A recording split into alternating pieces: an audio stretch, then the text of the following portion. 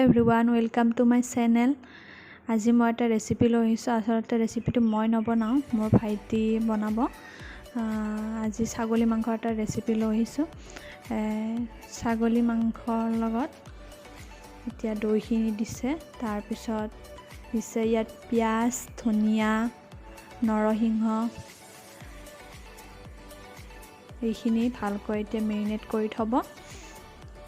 গতিকে চাই থাকক শেষলৈ ভিডিঅ'টো। এতিয়া ইয়াত দিছে চিকেন মছলা,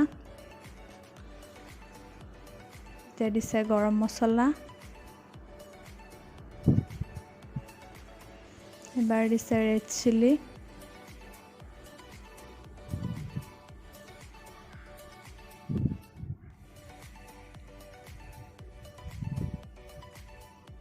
আৰু এতিয়া দিছে অলপ জিৰা। আপোনালোকে নিজৰ ইয়াত আন্দাজ মতে দিয়া হৈছে, গতিকে আপোনালোকে দিব যিখিনি লাগে। এতিয়া দিব অলপ হালধি, এচামুচে দিছে হালধি।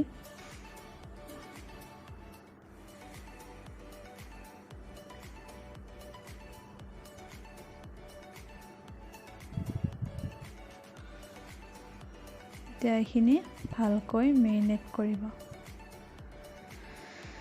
আৰু এটা কথা মন কৰিব যে আপোনালোকে দৈ 2 চামুচ বা 3 চামুচ দিলে হ'ব। ইয়াতে দৈ 5 চামুচ দিয়া হৈছিল, সেইকাৰণে বেছি হৈ গৈছিল দৈটো, কিন্তু আপোনালোকে 2 চামুচ বা 3 চামুচ দিলে হৈ যাব। এতিয়া ভালকৈ সানি মেৰিনেট কৰি থ'ব। এতিয়া গোটেইখিনি ভালদৰে সানিব, যাতে দৈ আৰু মছলাখিনি যাতে মাংসত লাগি ধৰে। ভালকৈ সানিব।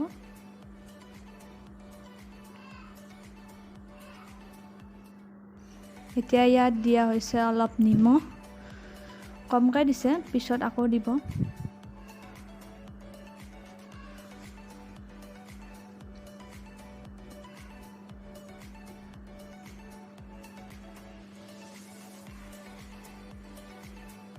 আৰু এতিয়া দিছে অলপ ৰিফাইন তেল। এতিয়া আকৌ এইখিনি ধুনীয়াকৈ সানিব।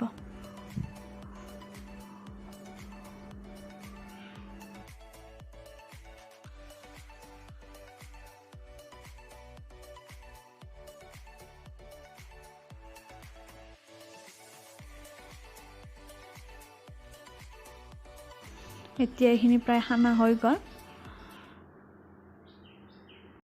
এতিয়া আপোনালোকে এইখিনি 1 ঘণ্টাৰ কাৰণে ফ্ৰিজত ৰাখি থ'ব। এতিয়া বনাবৰ বাবে ৰেডি কৰিছে। পিঁয়াজ কাটিছে সৰু সৰুকৈ, তাৰপিছত বিলাহী কাটিছে, আৰু এইখিনি আলুখিনি অলপ ফ্ৰাই কৰিছে। ফ্ৰাই কৰাখিনি দেখুওৱা নহ'লগৈ। এতিয়া কেৰাহীটো বহাই দিছে। কেৰাহীটো গৰম হোৱাত অলপ তেল দিছে, বেছি দিয়া নাই কাৰণ তাতে দিছে তেল। ইয়াত আদা নহৰু পেষ্টখিনি ভালকৈ পিচি লৈছে, আৰু এইখিনি এতিয়া ইয়াত দিছে অলপ পাঁচফোৰণ,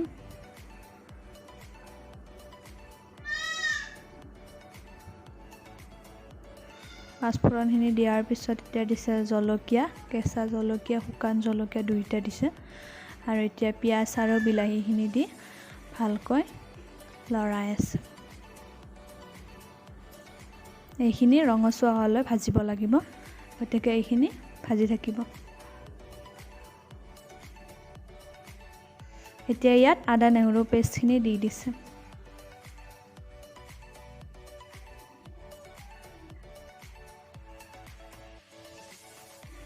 এতিয়া মাংসখিনি মেৰিনেট কৰি থোৱা মাংসখিনি দিছে। আৰু এটা কথা মন কৰিব যে মাংসখিনি দিওঁতে আপোনালোকে একদম ল' ফ্লেমত থ'ব গেছটো, কাৰণ ইয়াত দৈ দিয়া আছে। হাই ফ্লেমত দিলে ফাটি যাব পাৰে, সেইকাৰণে ল' ফ্লেমত দি মাংসখিনি বহাই দিব। এতিয়া মাংসখিনি ভালকৈ লৰাই থাকিব। প্ৰথমতে দৈ দিয়াৰ কাৰণে কালাৰটো এনেকুৱা হৈছে, কিন্তু পিছলৈ এইটো চেঞ্জ হ'বগৈ। সেইকাৰণে অলপ দৈটো কমকৈ দিব, কিন্তু আমাৰ দৈটো অলপ বেছিকৈ দিয়া হ'ল। 2 চামুচ বা 3 চামুচ দিলে হৈ যাব। এতিয়া এইখিনি ভালদৰে লৰাই থাকিব।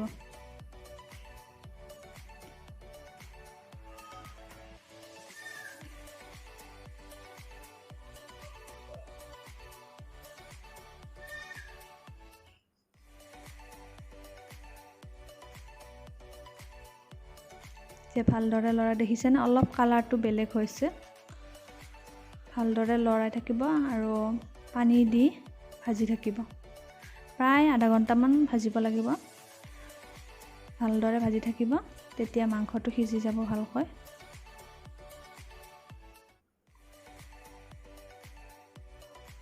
এতিয়া আকৌ পানী দি আকৌ ভাজিছে অলপ আলুখিনি দিলে কিন্তু মোৰ আলুখিনি দিয়াটো দেখুৱা নহ'ল